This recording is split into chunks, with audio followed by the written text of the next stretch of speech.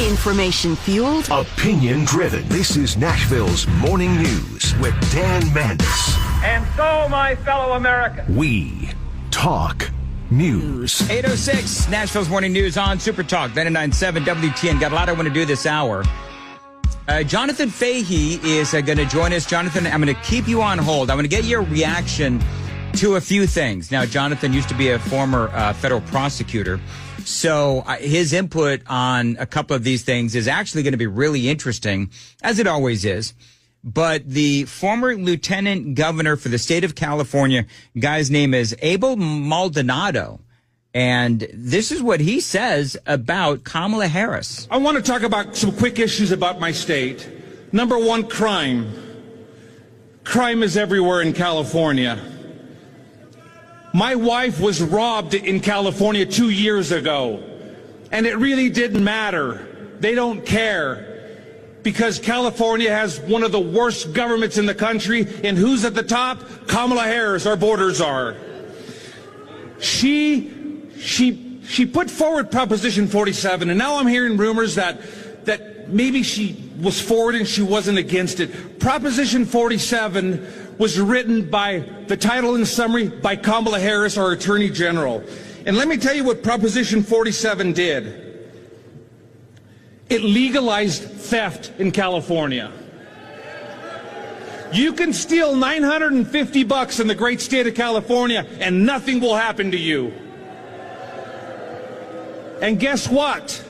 If you don't get caught, go to the next store and get $950 and you're going to be okay. All right. So, I mean, that is, and yesterday we spoke to, actually at this time, we spoke to a reporter from the California Globe, and she had said that a lot of the problems that are happening in California right now regarding crime are thanks to Kamala Harris during her time as Attorney General. I tweeted this story out from the Daily Mail. Outrage at Kamala Harris as a pedophile who brutally raped and murdered an 8-year-old neighbor is set to go free thanks to a woke California juvenile justice law that Kamala Harris actually authored. And I tweeted this story out, and it is about Prop 57. The killer, this is an exclusive from the Daily Mail. The killer has benefited from California's 2016 Public Safety and Rehabilitation Act, also known as Proposition 57, which changed the rules on juvenile offenders and meant those who committed crimes before they turned the age of 17 can only be moved to an adult court following a full hearing. Criminals convicted in juvenile court are automatically eligible for parole when they turn 25, meaning this guy Gonzalez will have served just 3 years if he is released, in stark contrast to the 2 life terms that he would have faced in adult court. I want to welcome on into the program Jonthan Fahey. Jonthan, some of that legalese gets a little lost on me, but I think people get the point that Kamala Harris soft on crime, whether you're talking about this article in the Daily Mail about how this killer pedophile is about to go free, or what the former lieutenant governor is saying about Kamala Harris and her impact on the state of California with her soft on crime policies as Attorney General. As a former federal prosecutor, what do you think about all this? Yeah, I think you're exactly right, and the lieutenant governor is exactly right. These policies, when you think of like the theft policies, and they always sell these things as, well, they're nonviolent offenses, and, you know, we don't want to have a mass incarceration problem, you know, all these sort of, you know, left-wing talking points. But these things are devastating to communities because not only to the merchants selling the merchandise, but also, you know, raising prices, putting people in harm's way, encouraging criminals who, incidentally, you know, people that steal often are involved in other crimes. So it's part of this sort of left wing. You see a lot of with these progressive George Soros prosecutors, you know, that's really anti-police, anti-victim. And she has been probably this administration has been the most anti-police administration we've ever had, and, probably the only anti-police administration we've ever had, and she's even worse than Biden. And it's kind of interesting. She's touting herself as the prosecutor, there's some of those ads versus Trump and all this stuff like that. And I think people should look at California and look at what's happening there and look at the trajectory, because it's not getting better. It's getting worse. And these things were, letting people out when they're 25 that have committed horrendous offenses. Well, what do you say to the next victim in that case? And the truth is they don't care. It's part of this left wing undermining the entire system, and they don't care about the victims. They don't care about the police. So things in California have been bad, and they're just getting worse, and there's no sign of it turning around. And she's going to bring that. If she's the president, she'll bring that same mentality, which is going to be, criminals are at the top of the food chain, victims are forgotten, and everything, the only resources they'll spend will be prosecuting police and things like that, because that's what really sort of, gets them riled up, is trying to go, blame all of society's problems on the police officers. It's just so disgraceful. But people need to realize that, because she's running on this prosecutor thing, and the media is not going, she's not going to get any serious pushback. We know how this story will be written, right? She'll get the most mild questions and get to create whatever narrative she wants. And people need to realize, hey, if they vote for her, they will be less safe, because not only locally, but the federal government's not only soft on crime, but anti-police. That discourages police throughout the country from doing their jobs and making all of us less safe. So people, hopefully people will see it. And the Trump campaign, I think, will do a good job getting it out there. But the media is certainly going to be carrying water for her for the next, 3 months or so. Oh, they're going to have to go into, chiropractic care, because they're going to be carrying so much water.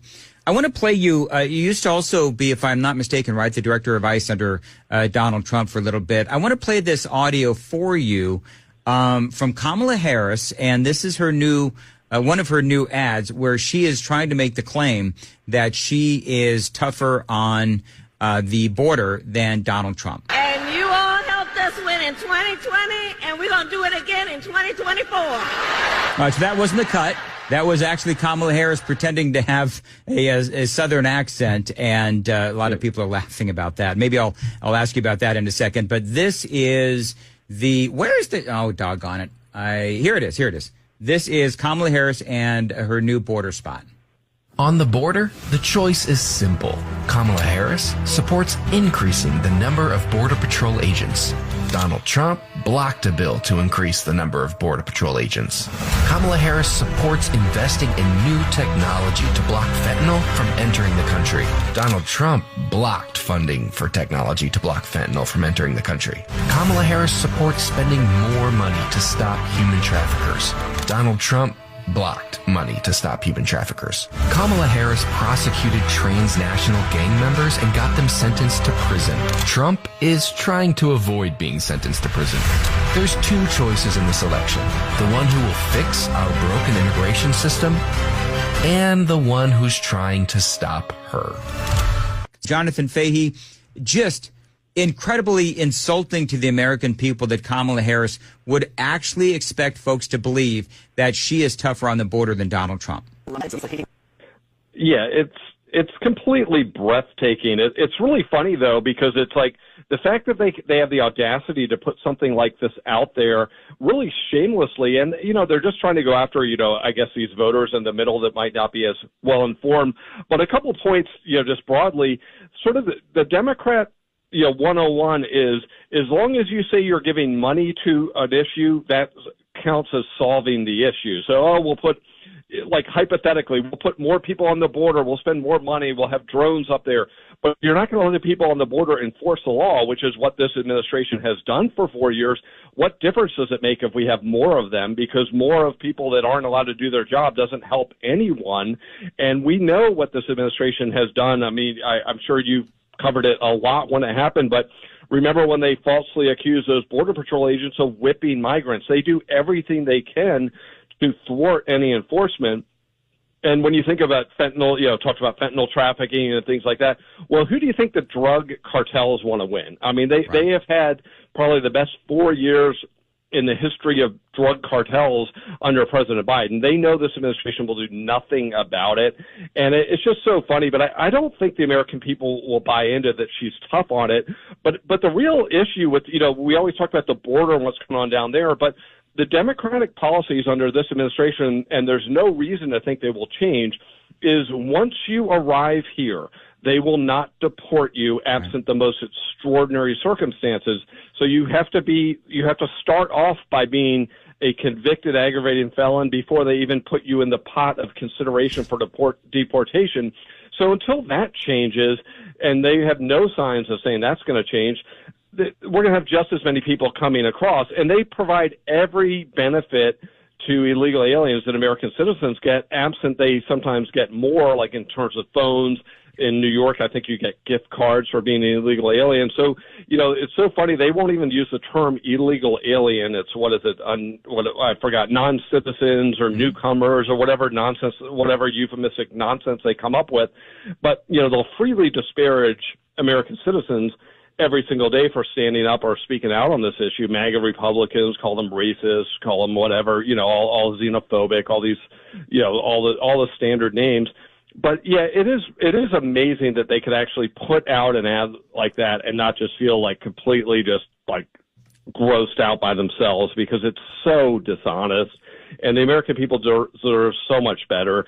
They have to know that if she is elected, we do not have a border anymore, and everyone here, their next fight is going to get them all citizenship so they could be voting and voting Democratic. And that's the move. Everyone knows it. So, right, this idea that she would be tough on it. Yeah, just the other day, she and Elizabeth Warren, they want to grant amnesty to, however many, 7, 8, 12, 22 million illegal aliens are here in this country. So you're absolutely right. I mean, I hate to say it, but this will be, this election, if Kamala Harris wins, then, and she gets her way, you got 22 million people that are granted amnesty, then they get to vote, they're counted in the census for more representation in the blue cities, then, the end to even any notion of a free and fair election has gone by the wayside, because we all know, by and large, how those folks would vote.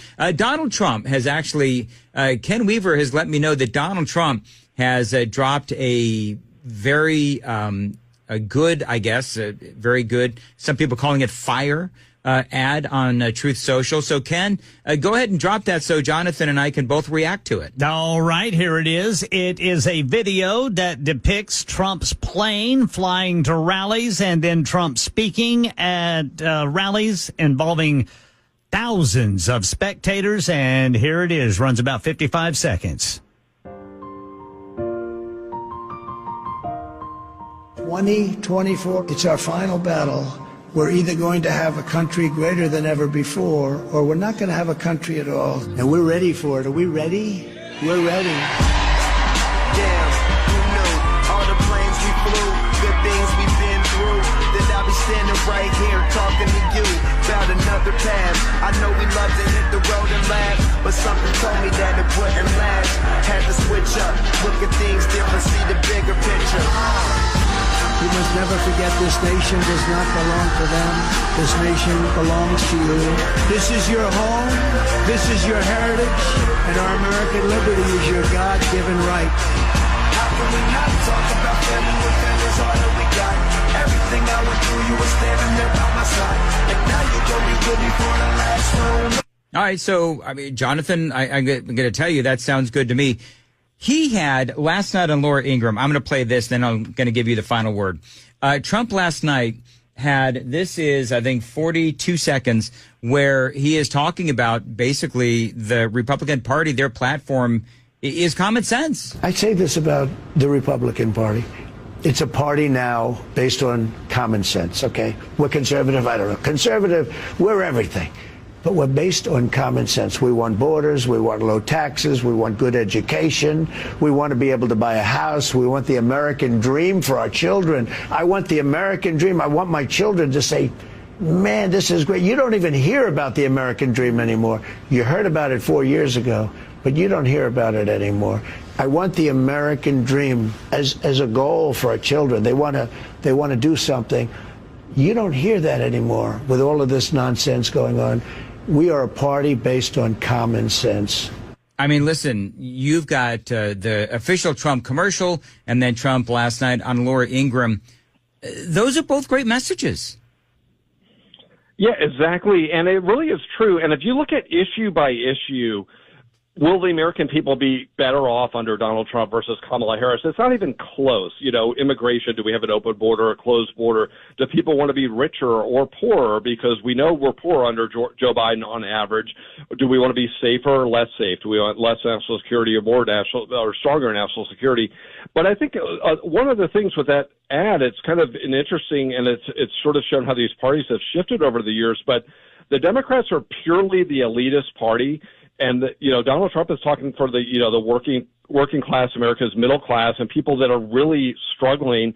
And the Democratic Party does not care about the middle class. They mock them, all this MAGA Republican. It's all to disparage them. And they're not just saying the people at the rallies. They're basically saying these middle class Americans, we despise you. We have utter disdain for you. And it comes out often when they talk. They really, they can't muster up an unkind word for the enemies of our country, but they can, at the drop of a hat, crush a law enforcement officer, crush somebody else if it suits their political agenda. So it really does. There really is a big difference in what the next 4 years will look like, depending on who's elected. And I think he's hitting the right notes with these ads and that interview. It's all it's all inarguable.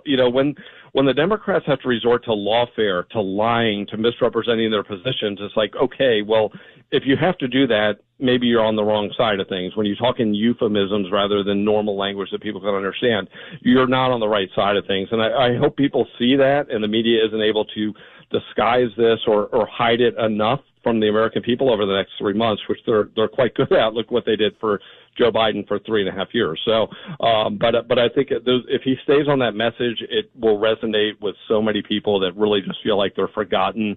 And the point about the American dream, it's true. You don't really hear people talking about it as like a good thing as much anymore as like when you and I probably were growing up. It's this constant anti-American left wing, our country's the bad country. Everyone that lives here is bad. And I think people are also just so tired of that, so tired of the wokeness.